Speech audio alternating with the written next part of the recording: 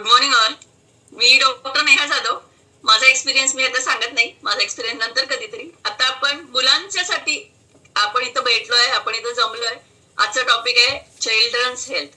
आपल्या सगळ्यांना काय सगळ्यात आवडत असेल, स्वतःपेक्षाही आपलं कुणावर प्रेम असेल तर ते आपल्या मुलांवर असते, आपल्या नातवंडांवर असते, आपल्या घरातल्या लहान लहान मुलांवर असते.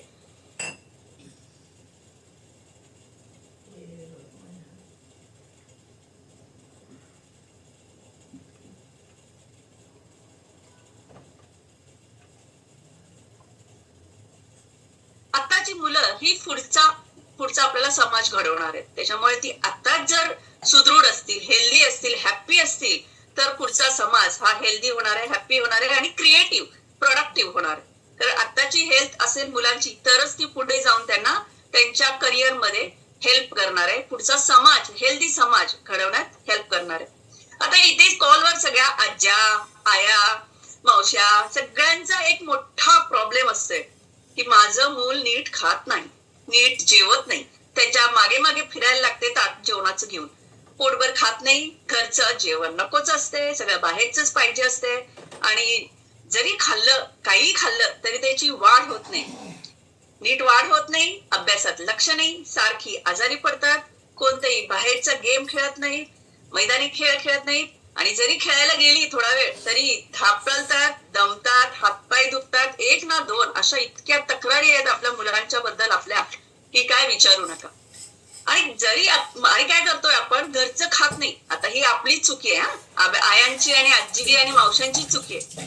घरचं खात नाही म्हणून मग बाहेरचं काहीतरी देऊया, मग काहीतरी बिस्किटच देऊया, जंक फूडच देऊया, पिझ्झा, बर्गर, चॉकलेट, एवढे आपल्याकडे अनहेल्दी ऑप्शन्स आहेत मुलांना देण्यासाठी. अनहेल्दी ऑप्शन्स, हेल्दी काय खात नाहीत म्हणून अनहेल्दी आपणच देतोय आणि आपणच मुलांचं आरोग्य बिघडवतोय. त्यांना नीट पोषण मूल्य मिळत नाहीत आणि मग मुलं होतात अंडरवेट किंवा ओव्हरवेट. सर्वात कॉमनली आढळणारी मुलांमध्ये आजार म्हणजे एक साधारणतः आपण बघू की कशी कशी आढळतात मुलांमध्ये आजार. पहिला आहे की पचनाच्या संदर्भातली आजार आढळतात, जसं पोट दुखणं, उलटी, मळमळ, भूक नाही लागणं. जेवतच नाहीत मुलं, भूकच लागत नाही, भूकच नाही म्हणतात. बाहेरचं सगळं खाल्लेलं असते, बेकरी प्रोडक्ट्स, कशाला भूक लागेल. पोट साफ होत नाही. मग काय काय मुलांना कॉन्स्टिपेशन म्हणजे घट्ट संडास होणे, ह्या सगळ्या गोष्टी पचनाच्या संदर्भात. आता लहान मुलांमध्ये जंत होतात. बऱ्याचदा आपण म्हणतो की पोटात जंत झाले की पोट दुखते, पोटामध्ये मुरडा होतो. ह्या सगळ्या गोष्टी पचनाच्या संदर्भातल्या. नंतर श्वसनाच्या संदर्भातल्या, श्वसन मार्गाच्या संदर्भातले आजार जसे सर्दी, खोकला, छाती भरणे, दमा. आता आपल्याला मॅडमनी सांगितलं की बाल दमा, ह्या सगळ्या गोष्टी मुलांमध्ये आढळतात. नंतर असते की त्वचेच्या संदर्भातले आजार जसे ऍलर्जिक डर्माटायटिस आहे, रिएक्शन येतात स्किनवर. आता आपण बरेचसे फंगल इन्फेक्शन मुलांमध्ये पण आता मी बघते, लहान मुलांना, मोठ्यांमुळे ते लहान मुलांना पण होतात. ते लहान मुलांना झालेले व्हायरल इन्फेक्शन जसे आपण गोवर वगैरे म्हणतो, स्मॉल पॉक्स, चिकन पॉक्स, ते सगळे स्किनवर दिसतात, म्हणजे स्किनवर त्याचा इफेक्ट येतो. पेलर स्किन म्हणजे अगदी निस्तेज त्वचा, सुरकुतलेली. लहान मुलांमध्ये पण बघा ड्राय स्किन असते, पाय सगळे ते खरबडीत झालेले असतात, सगळ्या भेगा पडलेल्या असतात. आता मुलांमध्ये, छोट्या छोट्या मुलांमध्ये पण टाचा फुटलाय, नख सारखी तुटतायत, केसांची नीट वाढ होत नाहीये, अशी सगळे लक्षणं आपल्याला मुलांमध्ये जाणवतात. नंतर येतात की मेंदूच्या संदर्भातील आजार. हे थोडस पुढे जाऊन आपण म्हणू की मेंदूच्या संदर्भातले आजार आहेत, जसं स्लो ग्रोथ, ग्रास्पिंग पॉवर त्यांची कमी असते, आयक्यू कमी असतो, किंवा त्यांना फिट्स येण्यासारखे मेंदूचे विकार, हे सगळे विकार असतात. काही ते मुलांमध्ये ना सतत चिडचिड करणं, सतत रागा करणं, सतत रडणारी मुलं, किरकिर करणारी मुलं, सारखी अपसेट असणारी, काही झालं तरी रडणारी, छोट्या छोट्या गोष्टीवरनं मूड ऑफ करून बसणारी मुलं, ही सगळं आहे ना, हे सगळ्या तुमच्या मेंदूच्या संदर्भातील किंवा मानसिक भावनिक संदर्भातले आजार, म्हणजे ही लक्षणं, आजार नाही म्हणता येणार, लक्षणं आहेत. तर ह्या सगळ्या लक्षणांमध्ये सगळ्यात महत्वाचं काय आहे, तर का असं मुलांमध्ये होते प्रमाण, तर त्यांचं पोषण मूल्य. आता सगळ्यांनाच माहिती आपल्याला की मुलांचं पोषणच नीट होत नाही. पोषक घटकांचंच प्रमाण कमी असल्याने त्यांची इम्युनिटी, जी आपण म्हणतो प्रतिकार शक्ती, ही कमी कमी होत जाते आणि त्याच्यामुळे त्यांना हे एक एक आजार त्रास देतात. काही मुलांमध्ये कसे ऋतू चेंज, आता हिवाळा झाला, हिवाळ्यातून उन्हाळा, जेव्हा ऋतू चेंज होतो ना, ऋतू चेंज झाल्यामुळे सुद्धा मुलांना त्रास होतो. किंवा एखादी जागा बदलली, एखाद्या मावशीच्या गावी गेलो किंवा मामाच्या गावी गेलो तरी सुद्धा मुलांचं तब्येत बिघडते. हे लगेच त्यांच्यावर परिणाम होतो. आता ही इम्युनिटी, आपण म्हणतो मुलांची इम्युनिटी वीक आहे, तर जेव्हा मुलं आजारी पडतात तेव्हा सारखी सारखी, तेव्हाच आपण म्हणतो की नाही त्यांची इम्युनिटीच कमी आहे. हे आपल्याला कधी लक्षात येते की ती जेव्हा त्यांच्या आजारपणा वाढतात त्यावेळेला आपल्या लक्षात येते की त्यांची इम्युनिटी कमी आहे. पण नुसतं त्यांच्या वातावरणातल्या बदलामुळे किंवा खाण्यापिण्यातल्या बदलामुळे मूल आजारी पडतं हे आपल्याला लक्षात येते. पण ही काही एका दिवसात इम्युनिटी कमी झालेली नसते. त्याचं मूळ त्यांच्या जन्मापासून किंबहुना त्याच्याही अगोदरपासून, म्हणजे बाळ पोटात असताना पासूनच त्यांची इम्युनिटी कमी. आताच सुजाता मॅमनी आपल्याला सांगितलं की त्यांना प्रेग्नन्सीमध्ये जर डिटेक्ट झाला नसता, थायरॉइड झाला असता तर थोडंसं त्यांचं प्रेग्नन्सी त्यांनी त्याच्यावर लक्ष दिलं असतं. पण जेव्हा डिलिव्हरी झाल्यानंतर त्यांना लक्षात आलं की प्रेग्नन्सीमध्ये आपल्याला थायरॉइड होता आणि त्याचा इफेक्ट आपल्या बाळावर होतोय, तर ही गोष्ट एक फार आपल्याला कन्सिडर करायला पाहिजे की गर्भावस्थामध्ये आईने स्वतःच्या विहारामध्ये योग्य आहार, योग्य विहार, म्हणजे आहार म्हणजे योग्य पोषण मूल्य हा असणं फार गरजेचं आहे. तरी त्याच्यातूनच ते बाळाचं पोषण व्यवस्थित होत असते. तरी स्वतःच्या पण आरोग्याची काळजी घेणं खूप गरजेचं. स्वतःचा थोडाफार हलका फुलका आहार, सकस संतुलित आहार हा प्रेग्नन्सी मध्येच घेणं फार गरजेचं आहे. सगळ्यात इम्पॉर्टंट ही गोष्ट आहे की जर आपल्या मुलं हेल्दी व्हायची असेल तर स्वतः प्रेग्नन्सी मध्ये स्वतःची काळजी घेणं, अगदी उत्तम प्रकारे काळजी घेणं खूप महत्वाचं आहे. तर आपण म्हणतो की पोषण मूल्य, तर काय काय पोषण मूल्य आहेत आपण बघूया की कुठल्या कुठल्या डिफिशियन्सीमुळे कुठले आजार, कुठली लक्षणं मुलांमध्ये दिसून येऊ शकतात. सगळ्यात महत्वाचा पहिला आहे व्हिटॅमिन ए. आता आपण सगळे विटामिन्स बघू. व्हिटॅमिन ए च्या डिफिशियन्सीमुळे डोळ्याच्या आरोग्यावर परिणाम होऊ शकतो. दृष्टी कमी, लहान वयात चष्म्याचा नंबर बघा. आता शाळेत जाणारी निम्मी मुलं चष्मा घेऊनच फिरत असतात. सगळ्या मुलांना चष्म्यांचे नंबर लागले. लहान मुलातच चष्मा लागतोय. व्हिटॅमिन ए च्या डिफिशियन्सीमुळे रातांधळेपणा, म्हणजे रात्रीच असं नाही तर कमी प्रकाशात न दिसणे, लाईट कमी असला की मुलांना कमी दिसते, किंवा फळ्यावरचं नीट दिसत नाही, डोकं दुखतं, डोळे दुखतात, डोळ्यांची आग होणं, डोळ्यांची जळजळ होणे, अशा गोष्टी आहेत व्हिटॅमिन ए च्या कमतरतेमुळे. तर व्हिटॅमिन बी कॉम्प्लेक्स आहे, त्याच्यामध्ये वेगवेगळे व्हिटॅमिन्स आहेत. त्याच्यात B1 जो आहे, B1 च्या डिफिशियन्सीमुळे आपण बेरी आजार म्हणतात. एवढा दिसून येत नाही पण एक कॉम्प्लेक्स आहे तो बेरी आजार. तो थायमिन B1 च्या डिफिशियन्सीमुळे दिसतो. या डिफिशियन्सीमुळे हृदय आणि मेंदू यांच्या कार्यक्षमतेवर परिणाम होऊ शकतो. नंतर येते B3 नियासिन, ज्याच्यामुळे पॅलेग्रा म्हणजे डर्मेटायटिस, डायरिया, डिमेन्शिया हे आजार एक ग्रुप ऑफ सिम्पटम्स आहेत. त्याच्यामध्ये त्वचेच्या संदर्भातले आजार किंवा पोटाच्या संदर्भातले आजार हे त्यांना जाणवू शकतात B3 च्या डिफिशियन्सीमुळे. नॅशनल इन्स्टिट्यूट ऑफ हेल्थच्या रिसर्च नुसार B6, B12 हे जे आहेत ना व्हिटॅमिन्स, हे न्यूरॉनच्या सक्रियतेवर काम करतं. म्हणजे ज्याच्या कमतरतेमुळे मुलांमध्ये भावनिक अस्थिरता, चिडचिडेपणा, मी मगाशी सांगितलं बघा, मूड स्विंग्स होतात, एकलकोंड मूल, कोणामध्ये मिक्स नाही होणार, कोणाशी बोलणार नाही, मोठ्याशी बोलणार नाही, त्यांच्या ग्रुपमध्ये मिक्स होणार नाही, अशी लक्षणं ही B6, B12 च्या डिफिशियन्सीमुळे दिसून येतात. आपण त्याला कोरिलेट करू शकतो.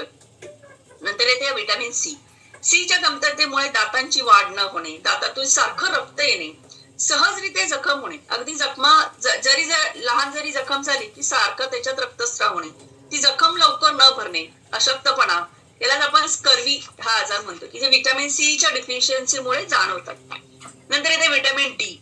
याच्या कमतरतेमुळे रिकेट्स म्हणजे मुडदूस, आता पण मुडदूस तेवढा दिसून येते, अगोदर पूर्वी खूप दिसायचा की हातपाय काढी आणि पोट नरसोबाची वाढी असं जे आहे ना, ते त्याचं टिपिकल पिक्चर असते मुडदूसचं.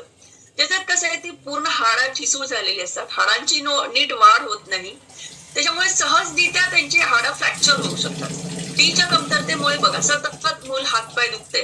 रात्री बघा मुलं हांतरुणात आले की मम्मा हातपायचे पायचे सारखं म्हणतात. बऱ्याच आयांना हा अनुभव असेल की दिवसभर खेळतात आणि रात्री मग हातपायचे पुनच ते झोपायला लागते, त्यांना अंग दुखते म्हणून रडतात. हे व्हिटॅमिन डीच्या कमतरतेमुळे. आणखीन एक व्हिटॅमिन डीच्या कमतरतेमुळे मुलांमध्ये कॉन्सन्ट्रेशन याची कमतरता असू शकते. ही मुलं ना कधी कधी खूप हायपर ऍक्टिव्ह असतात, स्थिर बसवतच नाहीत एका जागेवर, सतत काहीतरी उलाढाली, हे कर ते कर, हे फोड ते फोड, म्हणजे कॉन्सन्ट्रेशन कमी असल्यामुळे ही मुलं ना अभ्यासातही मागे पडतात. हे व्हिटॅमिन डीच्या कमतरतेमुळे त्यांना हे लक्षणं दिसून येतात. कॅल्शियम कॅल्शियमच्या कमतरतेमुळे सुद्धा आपण बघतोच की हाडांची, स्नायूंची, दात, केस, नख ह्यांच्या वाढीवर परिणाम होतो. ज्यांची लहानपणामध्येच बघा केस खूप विरळ असतात, टक्कल पण असते खूप मुलांमध्ये, अगदी खूप विरळ केस वाढतच नाहीत, अगदी पातळ केस असतात. हे कॅल्शियमच्या कमतरतेमुळे दिसून येतात. कॅल्शियम, व्हिटॅमिन डी, मॅग्नेशियम यांच्या एकत्रित कमतरतेमुळे ह्याचा सगळ्याचा परिणाम ना मुलांच्या झोपेवर सुद्धा आढळतो. झोपेवर होते, मुलं नीट झोपत नाहीत, सारखे सारखे उठतात. नंतर येते व्हिटॅमिन म्हणजे झिंक. झिंकच्या कमतरतेमुळे इम्युनिटी कमी होते, जखम्या बरा होत नाहीत, केसांची वाढ होत नाही. नंतर मुलं सतत आजारी पडतात. झिंक आणि इतर मायक्रोन्यूट्रियनच्या कमतरतेमुळे हे सगळी लक्षणं आपल्याला दिसून येतात. नंतर येतं आयर्न, सगळ्यात महत्वाचं. आयर्न डिफिशियन्सीमुळे अॅनिमिया म्हणजे रक्त कमी होणे. रक्त कमी आपल्याला मुलं निस्तेज दिसतात, अगदी त्यांच्यात काहीच उत्साहच नसतो, अगदी खूप अशक्त असतात मुलं, एकदम पेल स्किन असते, दम लागतो. काही जरा खेळायला गेली, मगाशी म्हटलं ना, खेळायला गेली की लगेच दमतात, काहीच खेळत नाहीत, बाहेरचे एका ठिकाणी बसून असतात. ही आयर्न डिफिशियन्सीमुळे लक्षणं दिसून येतात. आयोडीन आयोडीनच्या कमतरतेमुळे थायरॉइड ग्लँड, आपल्याला माहितच आहे की आयोडीनच्या कमतरतेमुळे थायरॉइडचे काम नीट होत नाही, ग्रंथीचं. मग अशा वेळेला हायपरथायरॉइडिझम, हायपोथायरॉइडिझमची लक्षण दिसून येतात. आणि हे प्रेग्नन्सीमध्ये जर झालं डिटेक्ट किंवा झालं नाही तर हे मुलांमध्ये सुद्धा येऊ शकते, गर्भामध्ये सुद्धा येऊ शकते हायपरथायरॉइडिझम. ओमेगा 3 फॅटी ऍसिडच्या डिफिशियन्सीमुळे लहान मुलांना अँझायटी, डिप्रेशन यासारख्या लक्षणांना तोंड द्यायला लागते. सगळ्यात महत्वाचं पाणी. लहान मुलं पाणीच पित नाहीत. काही किती नुसतं त्यांच्या पाण्याची ग्लास मागे घेऊन जायला लागते. शाळेत बाटली नेली की संध्याकाळपर्यंत भरलेली बाटली परत आलेली असते. म्हणजे मुलं पाणीच पित नाहीत आणि याच्यामुळे त्यांचं डिहायड्रेशन होते. स्नायूंमध्ये क्रॅम्प येणं, मी सांगितलं ना मला लहानपणी, लहान मुलांना रात्रीच्या वेळा हातपाय दुखतात, सांधे दुखतात, लहान मुलांचे सांधे तुझ्या दुखतात, हे पाण्याच्या कमतरतेमुळे होते. त्वचेवर सुरकुत्या येणं आणि त्वचा निस्तेज होणं, ह्या सगळ्या गोष्टी आहेत. सगळ्यात महत्वाचं आहे प्रोटीन. आपण म्हणतो ना प्रोटीन मोठ्यांनाच लागते, कशाला लहान मुलांना द्यायचं, तर तसं नाहीये. कसं आहे, पूर्ण प्रोटीनचा इंटेक कमी झाला तर बॉडीची सगळे मसल्स, सगळ्या मसलची ताकद, सगळ्या हाडांची ताकद, त्यांचे मसलचा आकार हा कमी होतो. आपण म्हणतो की शरीरातले सगळे अवयव हे प्रोटीन म्हणजे मसलने बनलेले आहेत, आपण ऐकतोच कॉलवर. तर लहानपणापासूनच हे अवयव सगळे तयार होत असतात. हृदय म्हणा, किडनी म्हणा, लिव्हर म्हणा, सगळे हे अवयव आहेत ना, त्यांच्या सुरुवातीलाच लहानपणातच त्यांना प्रोटीनची कमतरता दिसून येऊ नये, त्यांची भरून काढली पाहिजे. तर त्यांना योग्य प्रमाणात प्रोटीनची मात्रा गेली तरच त्यांचे हे सगळे अवयव, सगळे स्नायू, सगळे मसल, सगळे हाड ही व्यवस्थित होणार आहे. तर ह्यांची डिफिशियन्सीला आपल्याला खूप मोठा आजार आहे, जो क्वॉशरकर आणि मॅरस्मस आपण म्हणतो. हे आजार प्रोटीन डिफिशियन्सीमुळे मुलांमध्ये आढळतात, त्याचे फार गंभीर परिणाम पुढे दिसून येतात. तर ह्या सगळ्या डिफिशियन्सी आपण म्हटलं कमी जास्त प्रमाणात सगळ्या मुलांमध्ये. कारण काय, आता जे अन्न देतोय आपण मुलांना, तर तुम्हीच बघा की आयांनीच विचार करा की दिवसभरात मी माझ्या मुलाला काय काय दिले आणि त्याच्यातून त्याला काय काय न्यूट्रिशन मिळाले. फार कमी न्यूट्रिशियस फूड देतोय आणि ह्या सगळ्यामुळेच आपल्याच मुलांचं पोषण नीट होत नाही आणि त्याच्यामध्ये त्यांची डिफिशियन्सी आढळून येते. तर ही कारणं आपण बघूया की काय काय कारणं आहेत की ज्याच्यामुळे ही डिफिशियन्सी आढळून येते मुलांमध्ये. सगळ्यात पहिलं आहे खराब अन्न सेवन, म्हणजे काय, तर न्यूट्रिशन व्हॅल्यू कमी असलेला आहार देणं. आता आपण बघतोच आहे शेतीची अवस्था, आपण सारखं ऐकतो, मॅडम आपल्याला सारखं सांगतात की इथून पुढे शेतीची अवस्था एकदम बदतर होणार आहे. म्हणजे शेतीत पिकतच नाहीये, ते आपल्या ताटात येणारच नाही, आपल्या ताटात नाही तर आपल्या मुलांच्या ताटात नाहीये. मग ही पोषण मूल्य कमी असलेला आहार आपण मुलांना देतोय. अनियमित खाण्याच्या सवयी, आता बघा मुलं आता शाळा, कॉलेज, दिवसभर ते कॉलेज नाही, आपण लहान मुलांचं बघतोय की लहान मुलं अगदी केजी मध्ये, ज्युनियर केजी फर्स्टला जाणाऱ्या मुलांना आपण क्लासला घालतोय. बघा, शाळा झाली की क्लास झाला की मग काहीतरी ट्युशन, हे सगळ्या गोष्टी आपण मुलांवर लागतोय अक्षरशः. आणि त्यांच्या ह्या वेळा आहेत ना, ह्या वेळेनुसार मग त्यांच्या खाण्याच्या वेळा ठरलेल्या असतात. शाळेतून आले मुलं दप्तर फेकतात की लगेच गेले क्लासला, म्हणजे त्यांच्या पोटात काय काहीच नाही, अगदी उपाशी पोटी असतात आणि जे खातात ते पण अगदी वाईट खातात, वाईट खाणं असतं त्यांचं. त्यालाच ते अस्वास्थ्यकर खाण्याच्या सवयी. म्हणजे काय की आता सॉल्ट, शुगर, फॅट हेच सगळं आता आपल्या खाण्यामध्ये अति प्रमाणात झालेलं आहे. आपण बघा पिझ्झा, बर्गर हे सगळ्या बाहेरच्या गोष्टी मुलांना देतोय. मुलं खातात, त्यांना तेच आवडते. पण त्याच्यातून त्यांना काय मिळते तर जास्त हे सॉल्टी, शुगरी आणि फॅटी हेच त्यांना जास्त जात असते. जे बेकरी प्रोडक्ट्स आहेत मुलांना आवडतात बेकरी प्रोडक्ट्स, पण त्याच्यामध्ये मैदा आणि शुगरचं प्रमाण आणि अनसॅच्युरेटेड फॅटचं प्रमाण खूप जास्त आहे.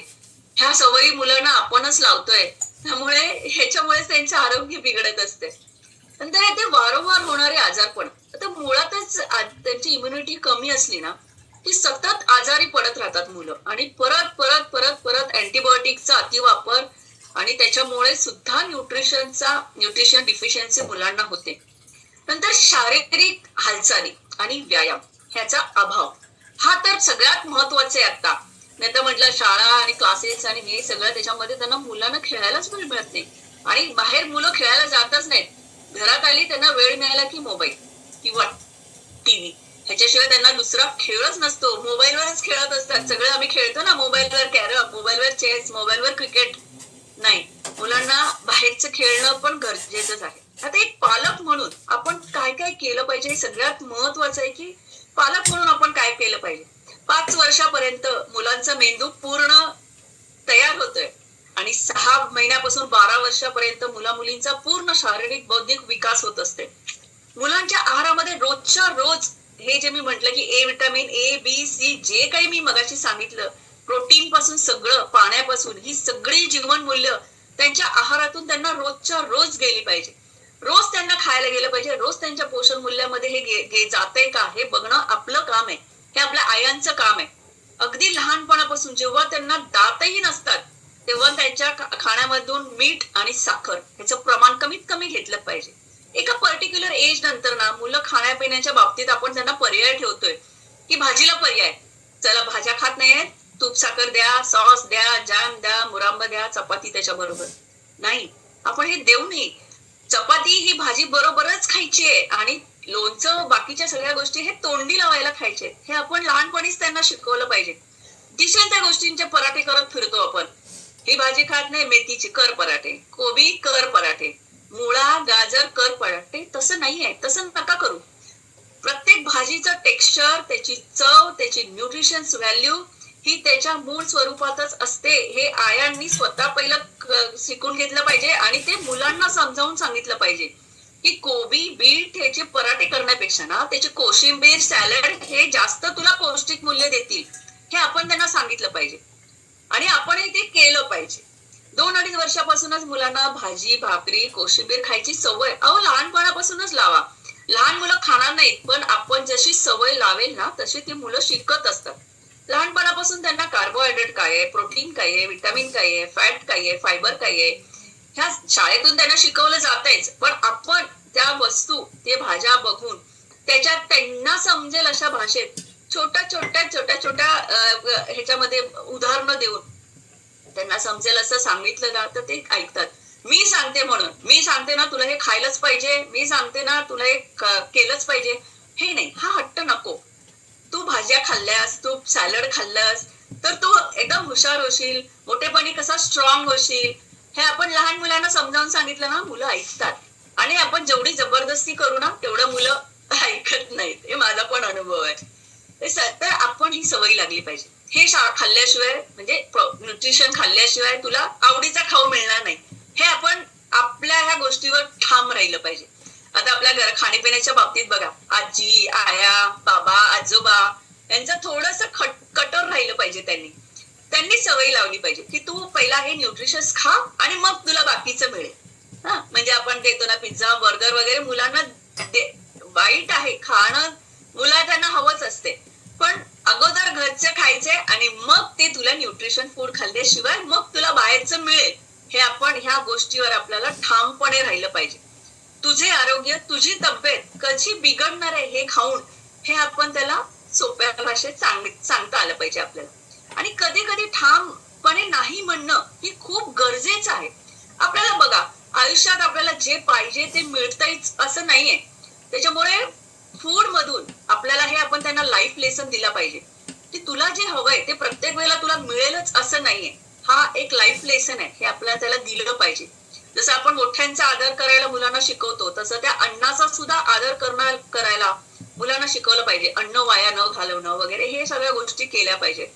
पाण्याचं प्रमाण, फायबरचं प्रमाण त्यांच्या योग्य वयानुसार जाते की नाही हे आपण बघितलं पाहिजे. सध्या कसं सध्या एक मूल असणं सध्या फॅड आहे ना, एकच मूल असले की ते बाहेरच्या मुलांमध्ये मिसळत नाहीत, अति लाड होतात. आई आजोबा, आता मी सारखं म्हणते आजी आजोबा, पण ते लाड करतातच, त्यांचा तो स्वभाव धर्म आहे. तर हा अति लाड ना मुलांना उद्या समाजात मिसळू देत नाही. त्याच्यावर त्यांचा शारीरिक मानसिक स्वास्थ्य टिकून असते, की तुमचं शारीरिक किती तुम्ही स्वस्थ आहात त्याच्यावर तुमचं सामाजिक स्वास्थ्य डिपेंड असते. ते पण त्यांना कळलं पाहिजे की कसं वागलं पाहिजे, कसं राहिलं पाहिजे.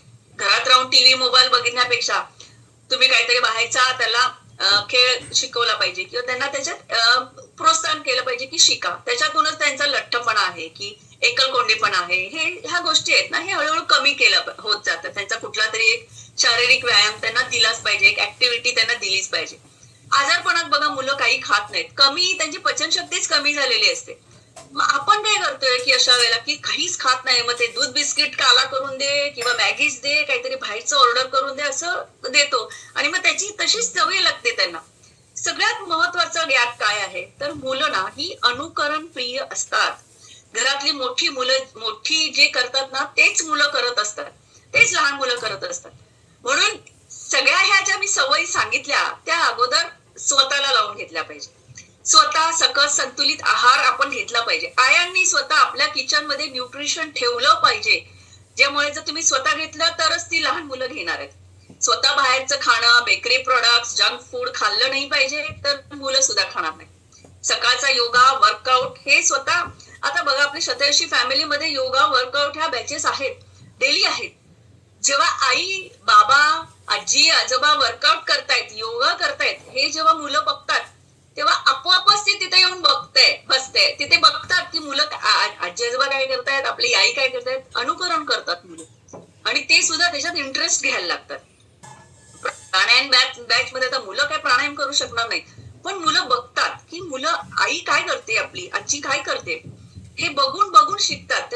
त्यांच्या शरीरावर मनावर त्याचा परिणाम होते आणि मुलं त्याच्यात इंटरेस्ट दाखवायला लागतात. पुन्हा आता सकस संतुलित आहाराबद्दल आता आपण मगासपासून ऐकतोय की सुजाता मॅमनी सांगितलं, मालतीताईंनी सांगितलं की हा जो सकस संतुलित आहे आहार आहे डायनो, त्याच्यामध्ये मी मगाशी सांगितलं A B E C, B series, folic acid, vitamin K, नंतर calcium, iron, chromium, potassium, iodine, केवढं जे सगळं पाहिजे मुलांना, कार्बोहायड्रेट, गुड फॅट, प्रोटीन, हे सगळं योग्य मात्रेत आपल्या सकस संतुलित आहारामध्ये आहे. आणि आपली शतयशी बॅच आहे नाही, आपल्याला शतयशी बनवतेच. तर आतापासूनच जर आपण मुलांना ह्याच्यामध्ये इन्क्लूड करून घेतलं, त्यांना इंटरेस्ट दाखवायला ते मुलांनी चालू केलं, तर ती सुद्धा 100 वर्ष सहज जगणार आहेत, अगदी सहज जगणार आहेत. मॉर्निंग फ्युअल स्टेशन मध्ये जे माइंडसेट ठरवला जातो, जर आपला माइंडसेट चांगला असेल तर आपल्या मुलांचा माइंडसेट चांगला राहणार आहे. फ्युएल स्टेशन जे भारतीताईंचं आहे ओमकारला नुसतं मुलं ऐकली तरी बासे, त्यांच्या मुलांवर तो परिणाम होतोय. अर्चिताताईंचे जे विचार आहेत ते पण आता एवढे लहान मुलांवर, लहानपण अर्चिताताईंचा मुलगा जर तुम्ही बघितला, डायनो बॉय आमच्या ग्रुपचा, अतिशय उत्तम उदाहरण आहे. तर त्याच्यावर अगदी पोटात असल्यापासूनच त्याच्यावर संस्कार झालेले शतयशीचे. तर असे संस्कार आपण आपल्या मुलांवर दिले पाहिजे. बघा, हे स्पेशली डिझाईन फूड आहे जे मुलांसाठीच आहे, स्पेशली डिझाईन्ड शतयशी केलेली आहे, स्पेशली डिझाईन केलेली आहे सगळ्यांनी आरोग्यासाठी. जे आपल्यावर आपण काम करतोय तसंच आपण हळूहळू मुलांना सुद्धा याच्यामध्ये घेतलं पाहिजे. 12 वर्षाच्या आतली मुलं ही बघून शिकतात आणि मग उद्या ती तरुण झाल्यावर ती आपोआपच ह्या सगळ्या गोष्टी फॉलो करायला लागतात. बघा, आपण म्हणतो की we are what we eat or we are what we absorb, पण मी म्हणते की your child is what you are. म्हणजे तुम्ही जसे आहात ना तशीच तुमची मुलं घडत असतात. म्हणून तुम्ही व्यवस्थित स्वतःवर काम करा, तसंच तुमच्या मुलांनाही घडवायचा प्रयत्न करा. ठीक आहे, थँक्यू.